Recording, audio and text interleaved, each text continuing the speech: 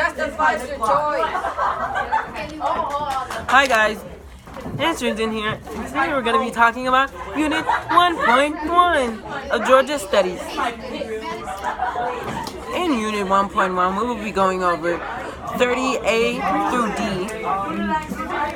These topics are over the location, region, hemisphere, and continent of Georgia.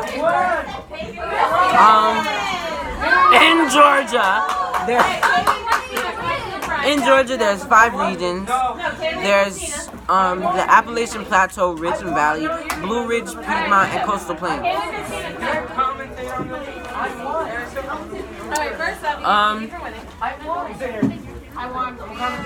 They're so loud. We're not gonna talk about that right now. Anyway. Now, you're gonna play me. You ready? This is our object. Angel and... Oh, I got one. You already have one. I'll let you know. I'm only gonna do like 5. Okay. We'll begin with the Appalachian Mountains. The Appalachian Mountains are located in the northwest They're really good in corner.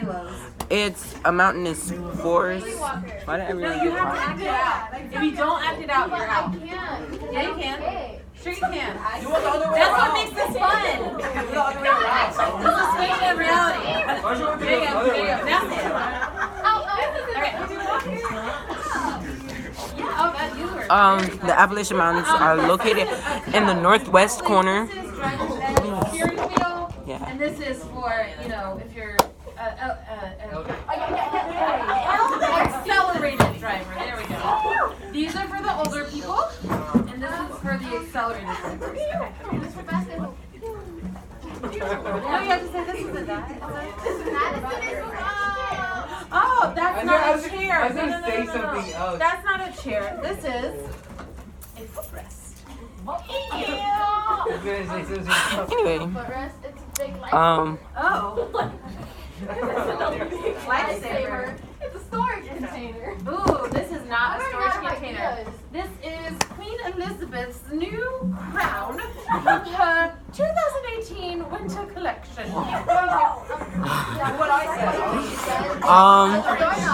it's a mountainous forest, and the area stays cool.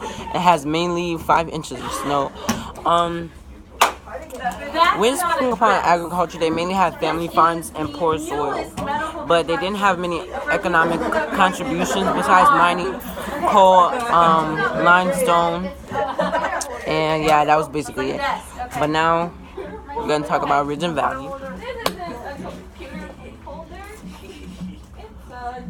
Ridge and Valley is North Piedmont, yet east of the Blue Ridge. This is clearly not. What are you doing? Get away! Megaphone! Why are you yelling? Patty. Oh, why didn't you give me one? Oh, I had no more. You're distracting me. It's a fan. This vlog is so horrible. 3 minutes. Yes, and I've only talked about This is where a girl the I can Appalachian make it better. wait. Oh my gosh. Okay, the Ridge and Valley. Oh. It's humid. It has fertile soil, and This is Peg the in the ridge, the pirates. it has acidic soil.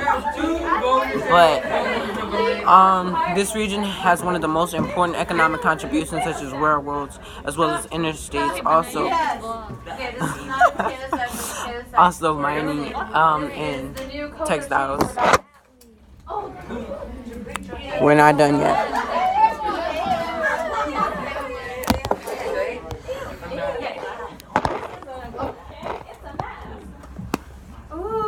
This is not an S. This is a telescope. Do you see the color? Okay. Yeah, that's like intro. Now on to the Blue Ridge. The Blue Ridge is located in the northeast corner and is the highest rainforest, while in the east of the deciduous biome. There isn't much fertile soil, but When they come for you, you gotta be a ninja. So it's like, excuse me, there isn't much fertile soil, but the Blue Ridge is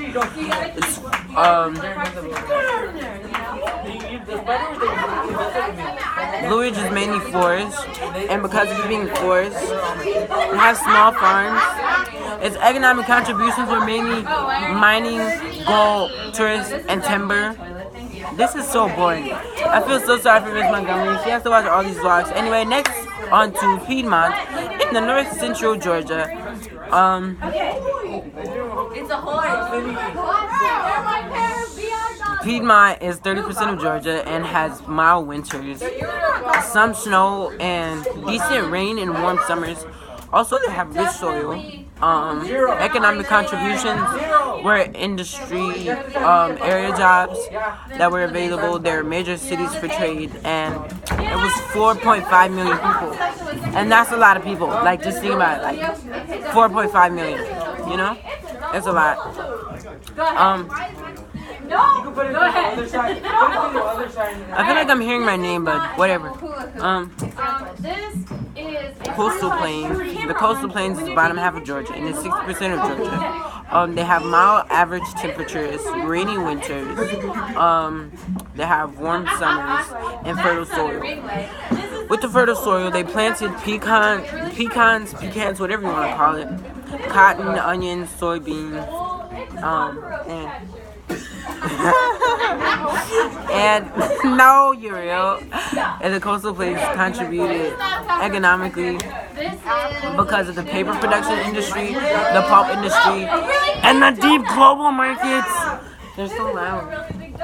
It's a street Interesting. This might not be a I don't know the song. This might actually be an upside down garbage can. Blue Ridge and Piedmont. Anyway, Georgia is in the northern and western hemisphere in the continent of North America, and is in the southeastern region of the U.S. and is in the country of the USA. People voted for you and you lost. I supported them. Thank you. Mark, Alright, we ready? Now for the fall line. The Okefenokee Swamp, the Chattahoochee and Savannah Rivers, and the Appalachian Mountains.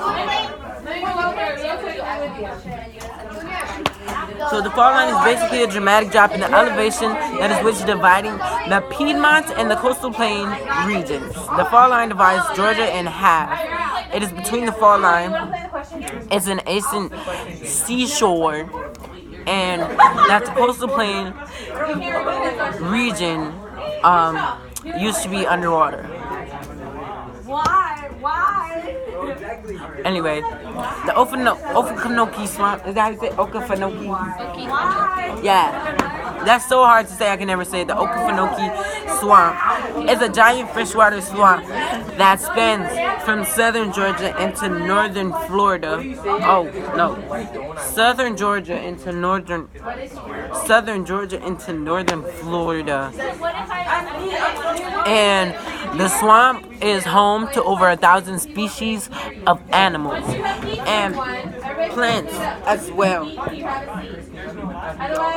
as being in a wildlife refugee.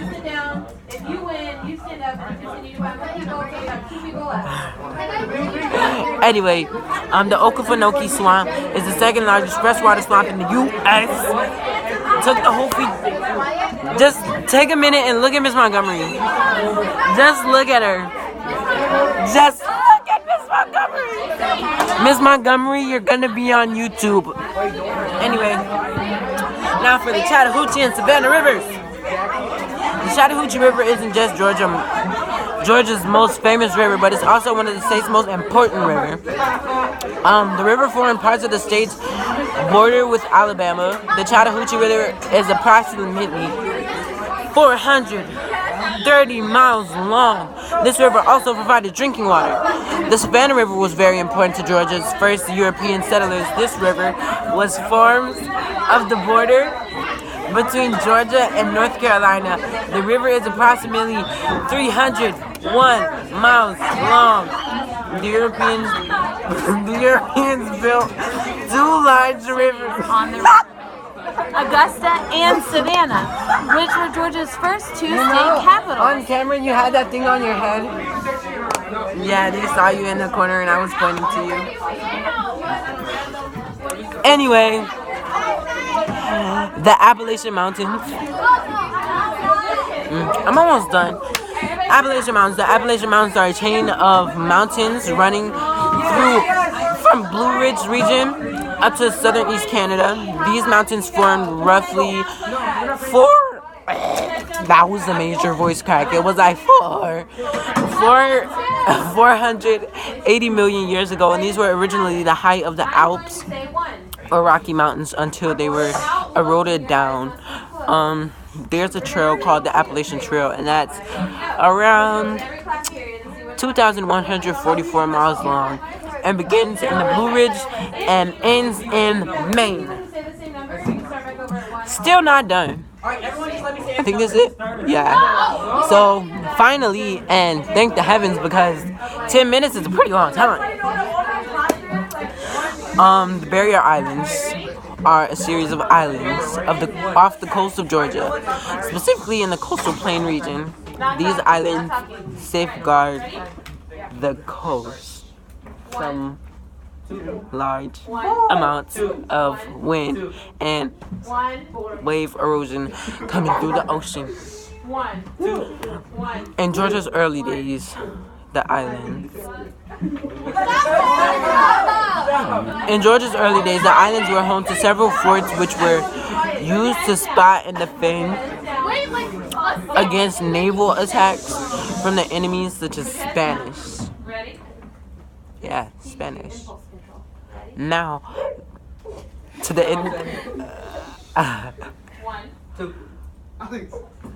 end this segment of this blog, we will speak upon Georgia's transportation system and the waterways. Waterways. This is the waves of the water. Water waves. Anyway, in Georgia there were a couple waterways, and by some people it was used as transportation. For instance, the Chattahoochee River, the Savannah River, and the St. Mary's River. These were rivers, and they created natural boundaries for Georgia as well. The American Indians used the stream for food and transportation, so like fishing and harvesting and all that stuff. Also, once the farming increased in the state, the need for water grew, so that's when they really start to scoop.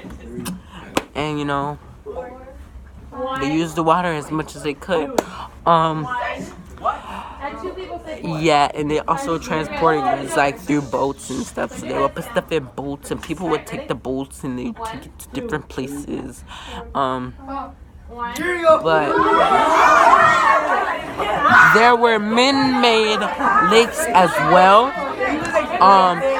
These lakes are mainly located in the northern half of Georgia. This benefited when talking about flood control, hydroelectricity, and recreational outlets to Georgia.